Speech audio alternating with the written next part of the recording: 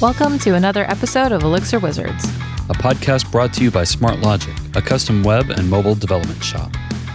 This is Season 11, where we're branching out from Elixir to compare notes with experts from other communities. Hey everyone, I'm Owen Bickford, Senior Developer at Smart Logic. And I'm Sundi Myint, Engineering Manager at Cards.com. And we are your hosts for today's episode. For episode 11, we are joined by Camille Clayton, Director of Women Who Code, DC, and Scott Tolinski, co-host of the Syntax podcast. In this episode, we're comparing notes between programming communities. So we're going to really cover everything from Elixir to Python, I'm sure TypeScript, Java, JavaScript, C, Rust, who knows, maybe even PHP, Golang, Ruby. Why don't we just throw them all out there? Let's just say all of it. I think PHP's come up on every episode this season. Yeah, so it's going to happen. That's fair. So welcome, everybody. Camille and Scott. Yay. Thank you. Thank you so much.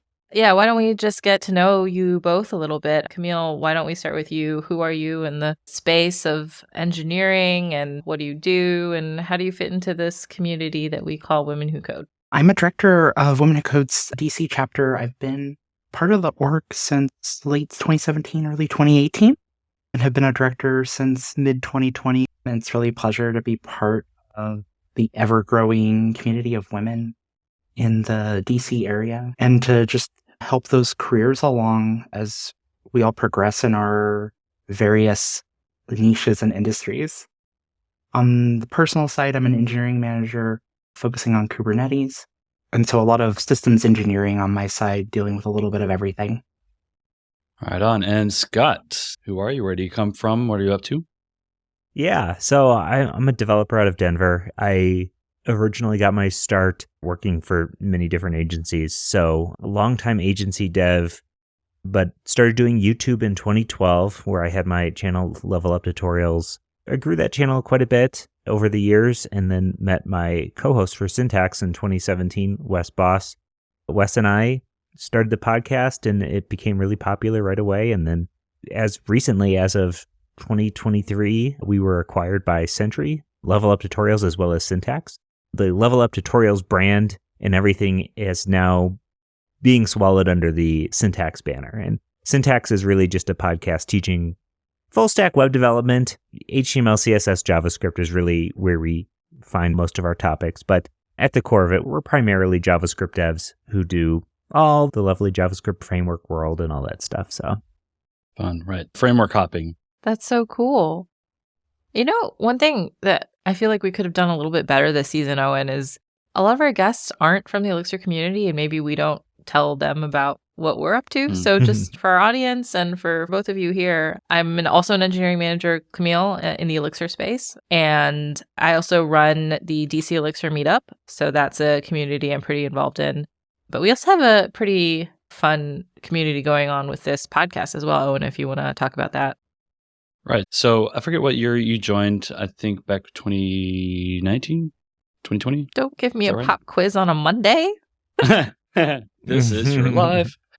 So, I joined Smart Logic 2021. It was just past 2 years, 2-year mark for me. And then I think January, February of the following year, weaseled my way in as co-host of the podcast. So, that's how I got into the podcast. It's been great as a co-host, hearing feedback anytime we go to conferences.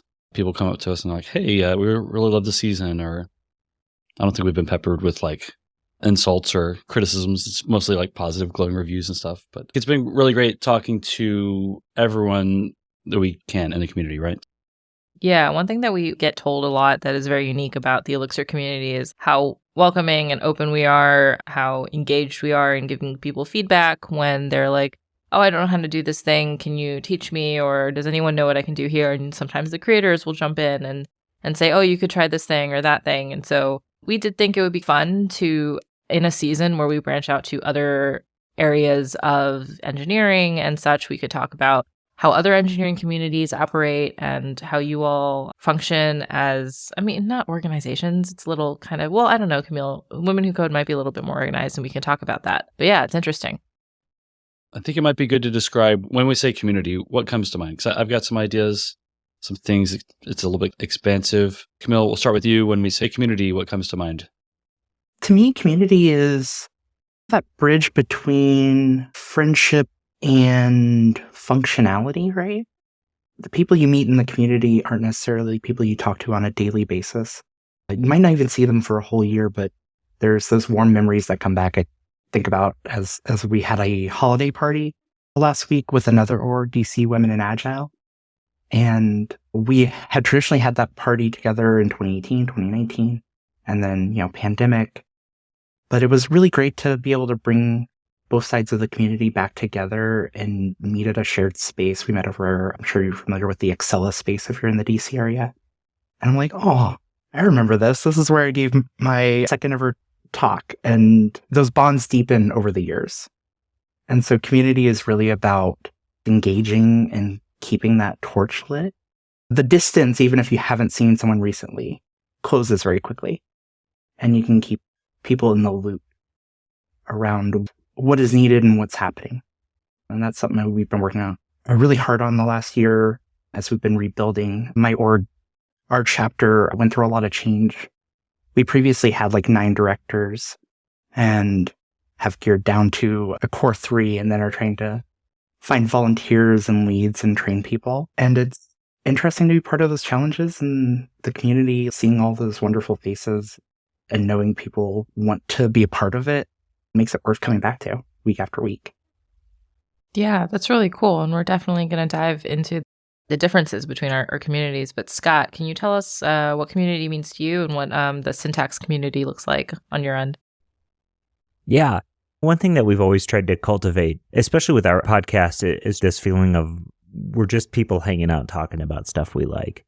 And if you like this stuff, you can hang out with us and talk about it too. And then in our community spaces like Discord or even comment sections, or we have a small time Reddit or something like that, in these types of community spaces, we're here to just chat about the stuff that we like. So, that the comments are more or less like means of uplifting. We're talking about positivity. We're talking about real things that people hit in their life. And I think some community spaces can get wrong is that they can be really focused on the brand or the identity and all these things, rather than being about hey, we're people. We have multifacets. We can talk about dogs and cooking and code.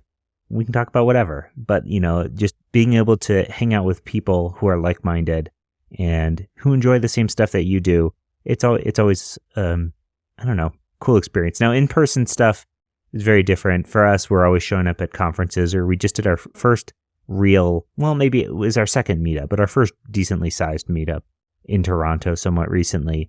And I got to say, there's really nothing quite like seeing 100 people in person is much better than seeing 1,000 people online in a digital space sometimes. So it's just being able to cultivate and grow those spaces as well has been huge for us. That really speaks to me, especially on the we could talk about dogs or cooking, because I feel like I'll enter an Elixir chat and we'll talk about cooking for 5,000 years. Or Women Who Code DC, my most active channel is the plants channel. I know Camille's laughing right now because I never shut up in that channel, but it's so useful. Because first of all, everyone kind of not that we all speak the same language, but we're all engineers or engineer adjacent. So we kind of have the same problem solving methodology when it comes to our plants.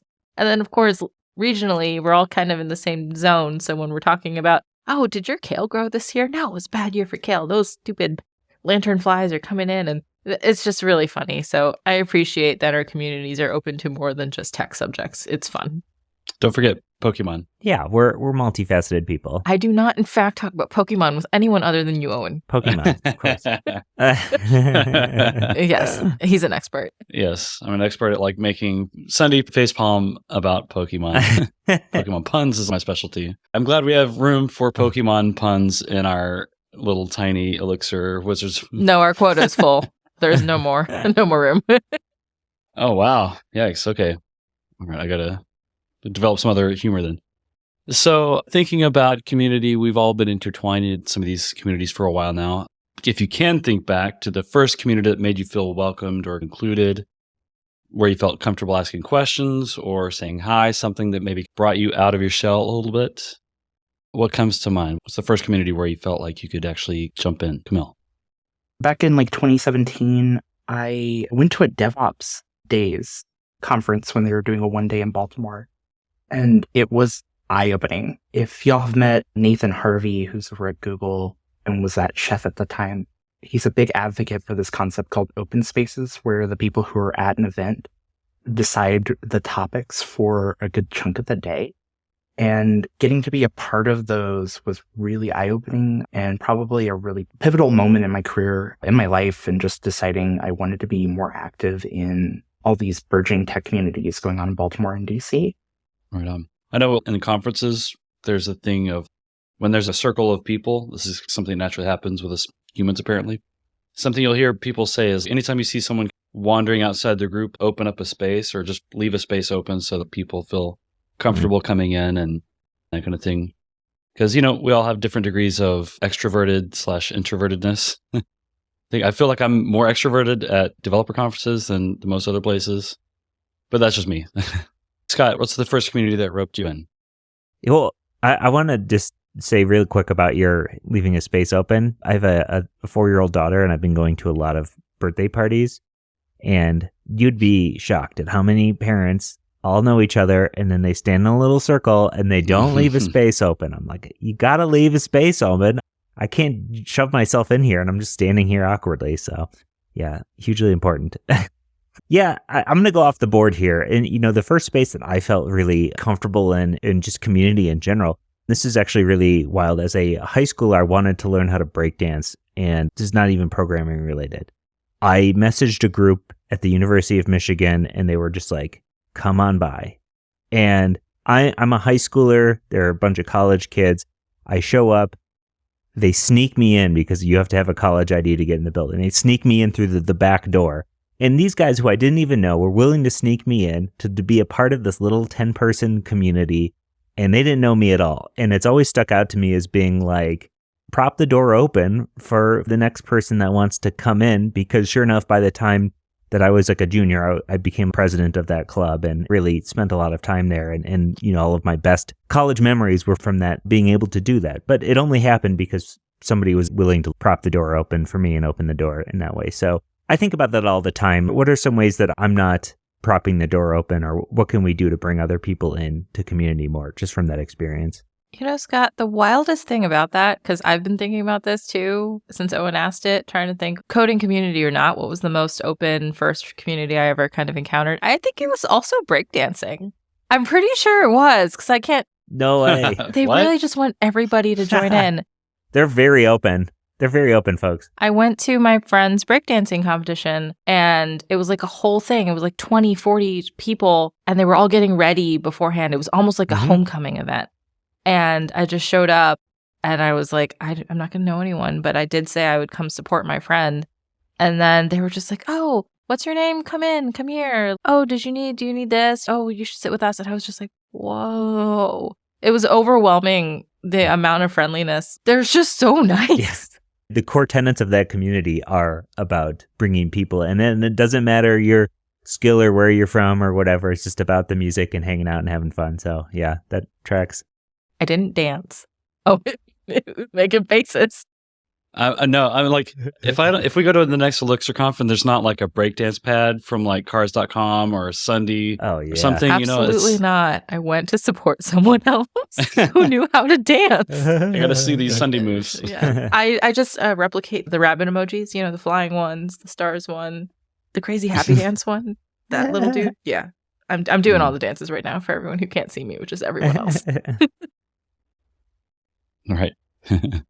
Oh, man. Yeah. So it's interesting how this incorporates to our lives because, Scott, as you were saying, you now think about leaving a space open. And that's something I think about at Elixir conferences. For those who've seen me at Elixir conference and felt comfortable enough to come up to me, who they've never talked to me before, and they said, I love your podcast. I really liked your talk. Or I saw there was an opening at your company. Could we talk about it? And they felt fine going up to a stranger and doing that. I really appreciate that. I'm glad that we have on this podcast fostered the environment and the openness and for people to feel comfortable to come up to us and chat. And I think that's really cool because nowadays we make all of our best friends online, right? So Yeah, that's really fun. I guess moving into how this openness can foster learning and development for new programmers, Scott, as somebody who is working on development courses and such, how does that play in? How is that a factor? Yeah, I think that the number one thing is that, everybody comes to any different tutorial or any different learning space with a completely different level set, no matter what. I mean, we all have, especially in this web tech world, right? There's so many different specialties, and so many of them are related, and so many of them have different odd concerns or different focuses. So I think there's this intention of always really supporting that beginner space of knowing that using jargon when it's unnecessary isn't doing anything for the person watching, other than potentially making them feel alienated or stressed out or maybe lost about what you're talking about. Finding the ways to be able to bridge that gap between only teaching beginner skills but still having a beginner way of explaining things is a tough problem, but something that I think pays off really well, to be able to explain things in their most simple terms while at the same time still explaining them deeply in a way that gives people full strength and understanding. For sure. It's a skill, and it's a hard skill. The people that I see struggle with it the most are, I don't want to throw anyone under the bus here, but I think the academics. So like people who really spend hours and hours and hours going all the way deep into the weeds and mastering everything. Explaining those concepts to people who are not entrenched is a hard thing to do. On this note, on the same kind of theme, I'm wondering, with Women Who Code, is this a community that's open to women who want to code, women who have coded, women who know the secret code? What's the target audience for Women Who Code? Yeah, I would say the target audience, the core audience, is women who've been in tech and tech adjacent industries for 2+ years and are either looking to learn new skills or improve existing skills, as well as just have room and space to have a little room to let their hair down. We do a fair amount of intro sessions, but we've been trying to figure out what that balance is, because what Scott was talking about, you can get a little bit in a rut or a loop where you're always doing intro sessions, but trying to figure out how to make that content accessible for the long term is something we're looking to touch on in 2024. I feel like I could do an intro to DevOps every week for the rest of forever. I feel like Camille just described my hell loop. I'm pretty sure that's what it looks like for me. Oh my gosh. Camille, not that this is like a brainstorming session or anything, but one thing that I let go a little bit that I'd love to bring back is the Success channel. We used to do Success Fridays, and I thought that was such a cool way in any community, really, but especially Women Who Code, just a quieter, smaller space just to very candidly express something we were really proud of that we might be embarrassed to talk about other places for no reason other than just social constructs. I don't know. Something as small as my PR actually didn't fail CI today or something. I don't know. We used to do that more regularly during the pandemic. It was very, very active, very important to us. And I think we've just gotten a little bit away from it. And I felt awkward posting it in every Friday by myself. Maybe we can bring that back. Yes, we should bring it back. One thing that's been a little bit of a personal struggle, I'm on the East Coast, but I've been working West Coast hours. And so I'll remember something like that, and it's almost 8 p.m. And I'm like, I think Success Friday may have passed me by. I sort of think maybe like Wednesday would be easier because it's in the middle of the week. Yeah, fair. I've been thinking about this exact same topic. You got to schedule those Slacks, like say, post this on Monday, right? When everyone's awake again. Yeah.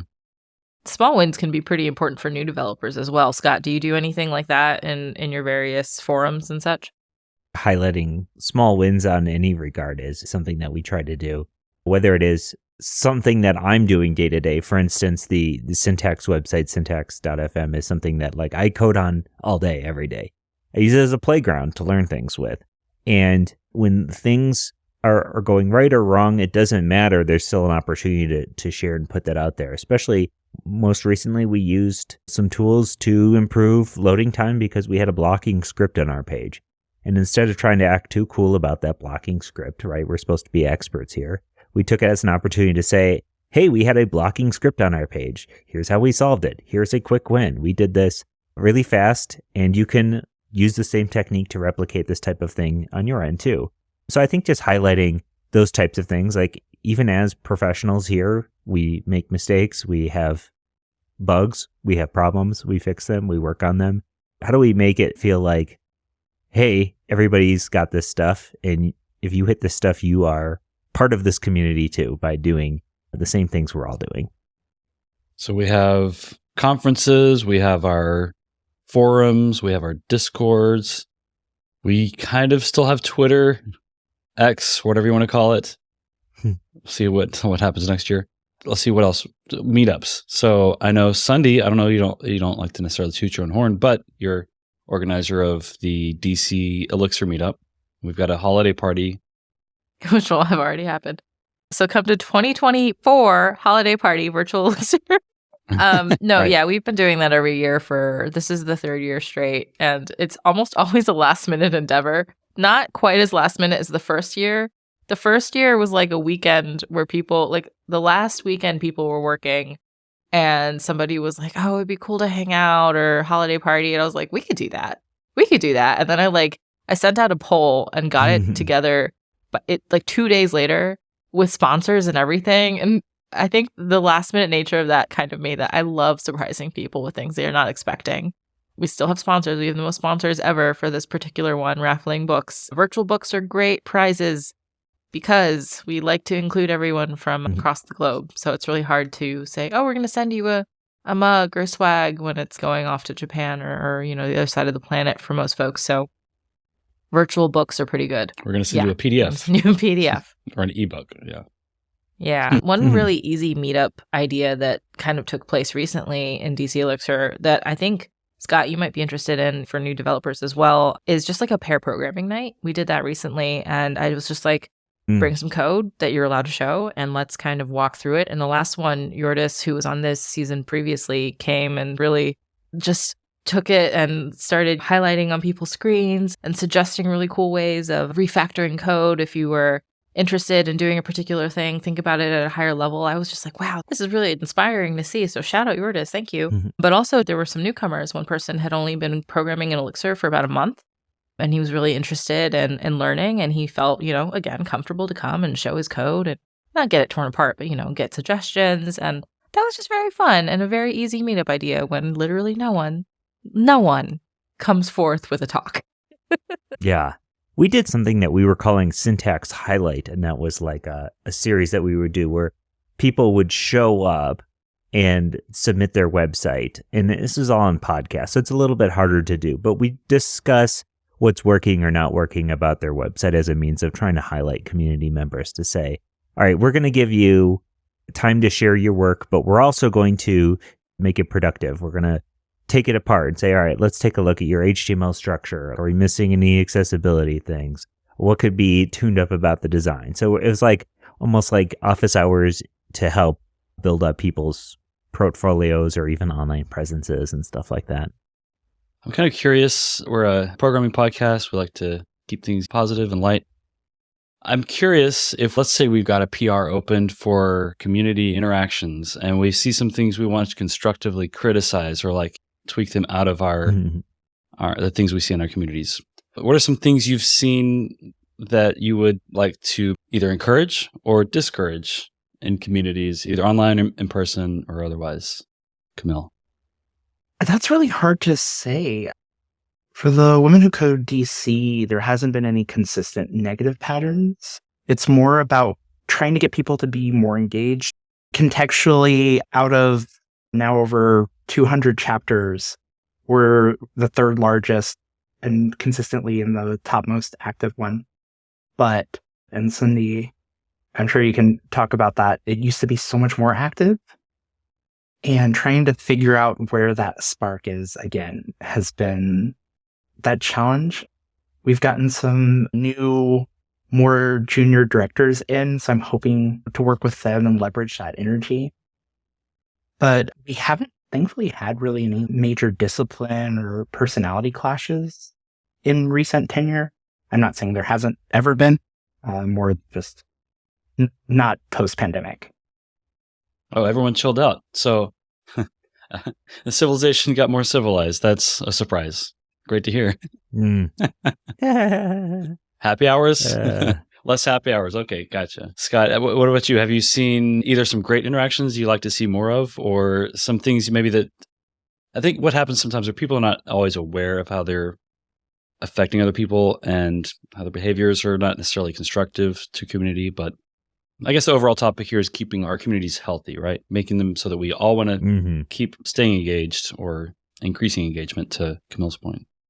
Well, I think it all starts off having something objective that you can point at, like a sign to point at, right? Like code of conduct for a community is pretty important, because then you can say, hey, you're not just doing something that makes me feel uncomfortable. You're doing something that violates these terms. It becomes less emotional and more like factual. Hey, you're having these issues these ways.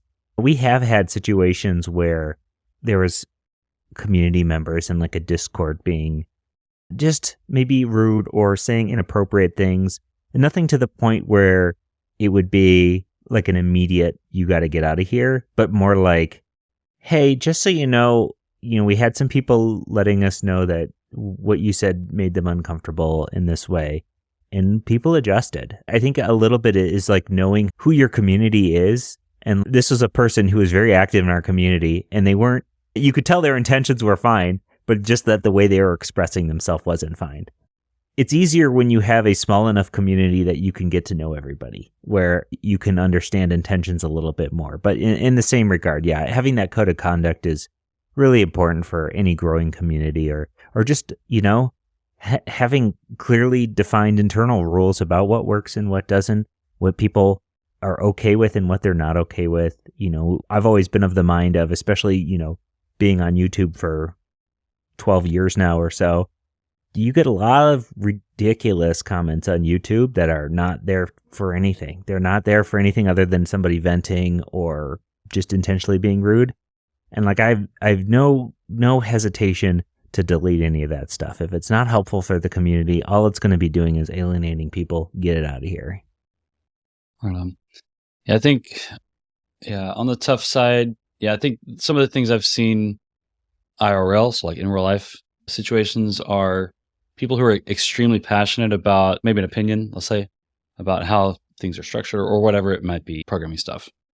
And they get into a conversation and they ask questions and they just won't let the conversation move on past, its kind of end point. So I think that happens sometimes, but these things are typically resolved diplomatically.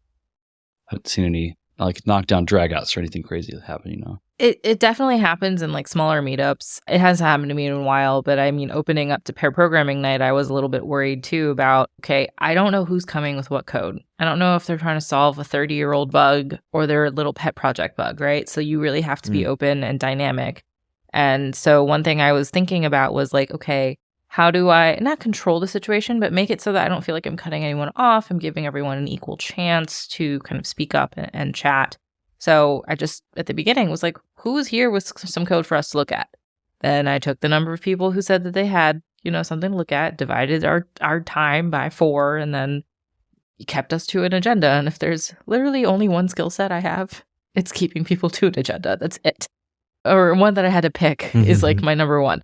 So I did feel good about that. But I think, for folks who are trying to do things that maybe they're more uncomfortable with or like they're not as good at, maybe having a co-organizer of any sort to help bounce off of, oh, hey, didn't you have that idea or something, like, like just tag somebody in to give you a sounding board and a little bit of a helping hand can always be helpful in any community situation, whether it's hosting a meetup or hosting a conference, emceeing. I emceed Elixir Conf 2 years ago, and having a co-MC, not that I was worried about anything, but when the main keynote of the day couldn't function because Chris McCord couldn't get into his laptop, and we had 30 minutes of dad jokes. Amos, shout out Amos, couldn't have done it without you, man. Oh, the epic dad joke. Debacle of 2022. How do I describe that? Debacle. Right, yeah. Yep. It never happened again. Right, so I think another aspect of community is, and something maybe we don't always think of as part of the community, but open source, right? Like we're all building, if we're writing code, we're, I don't know what the percentage would be. We're writing a lot of code on top of other people's code. And we've got a community, of course, through GitHub. We got open source repos. We can just look at the source code, go into issues and PRs and discussions. We've also got JavaScript, Elixir, Java packages, PHP packages, packages of all kinds, dependencies.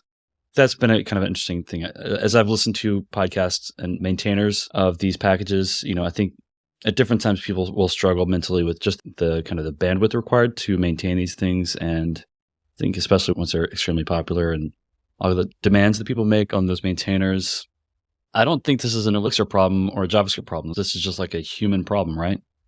What's the secret sauce for maintainers that do this long term? I think for me, a system being one of the keys to success. We talk to a lot of major project maintainers on Syntax.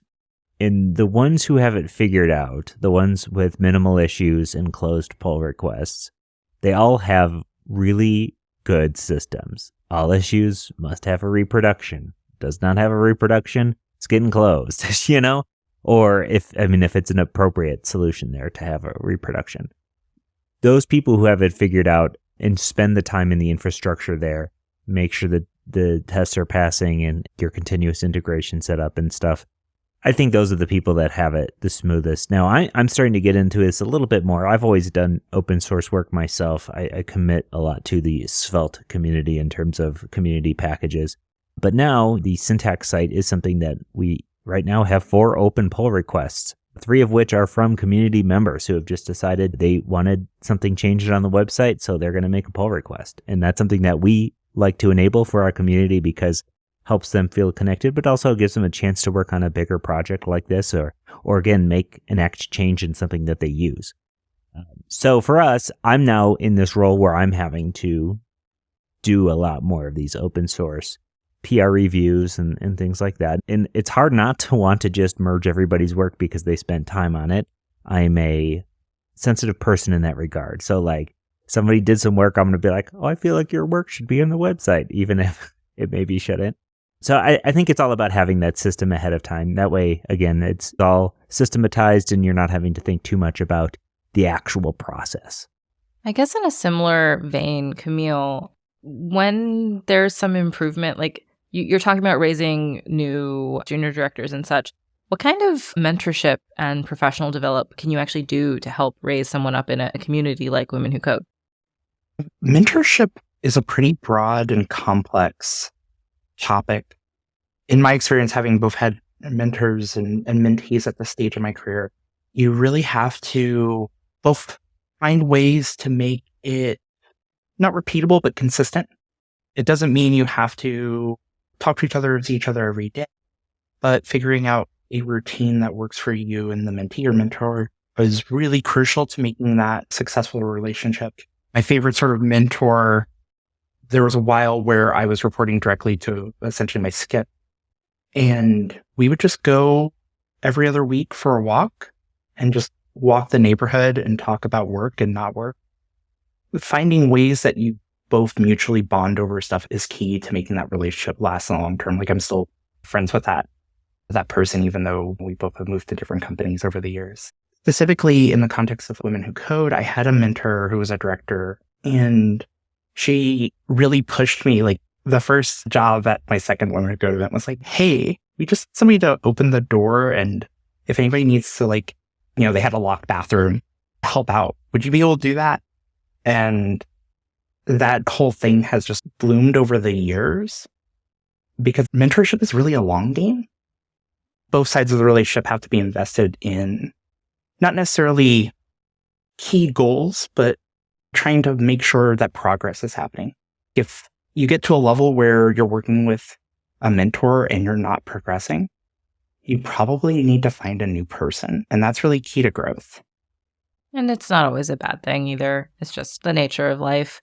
I think one of the hardest things about mentorship in a community environment instead of a work one, like we're both engineering managers day to day, but we both, help and run communities. Delegation is something that we talk about a lot in management classes and training courses and how to level up as a manager, make sure you delegate this and that. And all of it goes out the window when you're planning a meetup or a conference or a weekly Wednesday wins thing, you don't have to do it. But it's your idea, and as a volunteer, you feel like you need to do it. You don't want to just put that on someone else. But when you're raising up new folks into leadership, or you just need to make it actually work, sometimes it's better to bring other folks in, and that's a more healthy way to foster good relationships and also bring in new folks and just see a little bit of consistency. So if anyone's having a little bit of trouble being consistent with some of that stuff, just delegation is a nice tool for that. We just need that reminder sometimes. Definitely. I'm curious about, there's like a changing kind of, I don't know, something in the water about, is diversity and inclusion really important and valuable? I'm starting to see people asking that question, and I see the value of having more voices in a community. I'm curious if we have thoughts about what do we get when we bring more people into a community who otherwise would maybe be excluded or wouldn't have their voice represented. Camille, do you have some thoughts on that? Yeah, it's the key focus from Women Who Code at both our local chapter and global. I guess I look at it through the lens of, and I could have the statistic wrong, but we're calling about after 2 years in tech, women have gotten STEM degrees. About 30% of them will leave within those first 2 years. And then like in the lens of like 10 years, about 60% of them will leave STEM roles. And so a lot of what we want to do is to foster that community so people feel there's something to work towards in tech and see those other wins and successes. So even if their day-to-day right then isn't going great or isn't progressing, that there can be a brighter future in the long run. Because a lot of it is not just getting hired. Like I see a lot of content on the internet is around how to get your first job, but it's really hard to get your third job. It's really hard to get your fourth job. And I know I've deeply benefited from the network at Women Who Code and DevOps DC, keeping me involved and keeping me included and in the loop and knowledgeable about different avenues I wouldn't have found on my own, like my 4-year detour into government contracting. 4-year detour. When you look at it through that lens of like trying to provide not a platform, but like a base, like a home base for people to congregate, to communicate, to be invested in, it's really important as that base grows to be diverse and to make sure you continue to leave that space open so that people feel invited to join in. And that's how you have a healthy community. Right on. And Scott, are there efforts or it's a hard problem to solve, right? You're trying to bring people in who may have been rejected before, and you have to rebuild trust sometimes after trust has been evaporated or destroyed in some ways. So how do we do this? How do we fix it? Scott, tell me. Yeah. Well, I think there's a responsibility on the parts of people who have voices to lift up other voices. That's something that I think we certainly try to do, is to get more voices, more diversity in voices, more diversity in experiences around. It's not about lifting up one person. It's about having the bigger voice be there so that people do feel like this is a place for people like me, no matter what you're doing. We're all here to learn the code at the end of the day, but if the only people who are getting that opportunity to have that voice are people that are of a certain type, then that excludes a lot of people. So I think it's a matter of the people who do have that platform. It's their responsibility to put other people on their platform to make sure everybody feels like they're included. Yeah, what's really nice about the virtual kind of setup for meetups especially is we originally, when we met up in person, had mostly DC folks, a lot of government contractors who had fallen by the wayside. No, I'm kidding. They were happy with their jobs, but they often couldn't do Elixir in their day-to-day. And what we see more now in the virtual space is folks from the literal other side of the planet. Almost every single one of my meetups has somebody who's in a totally different time zone. It's 8 a.m. their time. They really wanted to hear the talk, or they wanted to pair program, or what have you. And I always appreciate that. I never know who I'm going to expect from which time zone, which country. And it's really cool because you hear things about Elixir communities in China, or you hear things about the Elixir community in Kenya. And there are different challenges that they face, different employment things, not often tech things, but sometimes, you never know what comes up. And I really do appreciate that. And I'm exposed to that because of Elixir DC, or DC Elixir. I feel kind of funny, maybe not changing the name of it, but I feel like the roots of it is kind of helpful. But it is a very interesting time now that we're like focused on virtual. But then Camille, at first, when I saw that holiday party, I was like, oh, that's a virtual. Wait, the Excel space? I remember that space. That's a real space. That's a physical space, not in the metaverse. So it's interesting. We're in an interesting hybrid time. Yeah, I think remote meetups are great for this. I can go to a meetup. We can have a call. We can have guests on who are halfway across the globe. We couldn't afford to fly guests to Baltimore or Dallas or whatever to be on the podcast. So yeah, that's really helped us a lot with improving diversity just on this particular podcast. Mm-hmm. We've had phenomenal guests from all over the world on this podcast. This season, some of my favorite conversations have happened after we stopped recording, whenever the guests start peppering each other with questions. So I'm going to ask you now, Camille, Scott, do you have questions for each other about your communities? Your community feels like, because it is DC based, correct? Yeah. So that it's a big difference to have it be a more localized community. Are there any challenges that you specifically notice around having it be a localized community?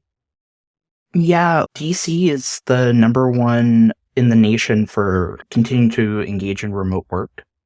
A lot of places that used to sponsor and host events, just aren't there anymore. They've gone 100% remote, given up their office space. My division in my company has gone 100% remote. A lot of places that used to be hubs of we used to have a really devoted Python track and a really devoted, was it the Java track or was it the data science track? And both of them had a set space where they were there every week, like Tuesdays and Thursdays, like clockwork. And both those buildings are just gone. And so that's just been the reality. We're trying to figure out sort of long-term sponsorship from places that might not be able to host or might not be a fit. So with core contributions at the beginning of the year is we're 501c3. So it's at least that part, it's relatively easy to take donations, but it's something I don't personally have experience with. And a lot of that knowledge base of directors who knew how to work those angles, knew who to talk to, aren't there. And so it's all about rebuilding that community Rolodex. I'm fascinated with how you have kept a podcast community going and a non-linear learning community going for 4+ years. Yeah. I think the big thing for me that's always been the most important is consistency. At the start, it was every Monday or every Wednesday an episode would release. And then once we had a little bit more juice, we would do Monday and Wednesdays. Now it's Mondays, Wednesdays, and Fridays. But even when I was doing my YouTube channel, the consistency was the most important thing, where people know what to expect, when to expect it, and how much to expect. The Monday episode's 30 minutes long. They know they're getting a 30-minute episode on Monday, and it's been that way for many years now. And I think just that general consistency is the single best thing you can do to foster any sort of regular attendance on anything, whether that's a video or even meetups. The meetups I attended the most were the ones I could consistently plop into my schedule and always know they're going to be at a specific time on a specific date.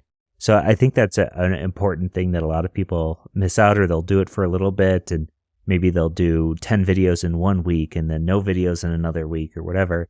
But people want to see that you're there. They want to see that you're doing stuff and being a part of that community. Another thing is I've always made it a point to be myself and be there in terms of community spaces. So the Discord, I'm in the Discord 24/7 chatting with people, and it's probably to my detriment to do that, but it's a net positive for the community, right?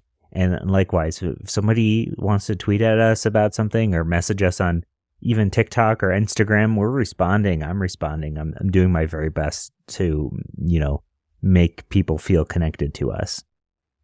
As somebody who doesn't consistently remember to post meetup things until the virtual holiday party appears, I feel seen. But that's okay. I've got another pair programming night I want to get on the calendar for January, and I think I might just slot that into every month where we don't have a speaker, which I think is fine. That's at least something consistent. So thank you for that one, Scott. We could probably talk about suggestions, tips, tricks, the secrets of the trade all day long, but I appreciate this conversation so much. We're just about at time, so I'd love to open it up to see if you have any final plugs or asks for the audience. Social media, side projects, how to get involved, or how people can support you in your various efforts. Camille, why don't we start with you? Awesome. For anything Women Who Code DC, if you're interested, we have Twitter and we also have a GitHub. That's just going to be the full name on both of those. The global org is womenwhocode.com, and they've been making a really big push to make content consistently available. So there's content in probably like 30 languages now. And so it's really interesting. It's their YouTube has grown. Also run a podcast, which I've had the ability to be on before. The one side project I have right now is remoteworkcalc.com. I haven't touched in a while, but if you want to quickly figure out how much money you've saved by not commuting twice a day, every day, it's fascinating, and you'll sort of want to pull your hair out. Nice. I will plug the Syntax podcast. We have 3 weekly episodes where we talk all things web development, mostly JavaScript focused. So if you're JavaScript curious here, yeah, check us out. We get into beginner topics as well as kind of what's happening in the industry at a whole, and anybody who's followed JavaScript news knows there's a new framework every other week. So we talk about all that stuff and what you need to know. So syntax.fm is the website, or just Syntax in any podcast player. Awesome. Well, thank you both for joining us. Sundi, I think it's time for us to Psyduck out. Did it. Yes. All right. Well, thank you again for joining us, and we'll be back next week for more Jigglypuff puns. Pokemon. What is it? Words, Owen. Words. I blew my own mind. Pokemon jokes, yes. We'll be back next week with more Pokemon jokes. See y'all later. Elixir Wizards is a production of SmartLogic. You can find us online at smartlogic.io, and we're at smartlogic on Twitter. Don't forget to like, subscribe, and leave a review. This episode was produced and edited by Paloma Pachenik for SmartLogic. We'll see you next week for more as we branch out from Elixir.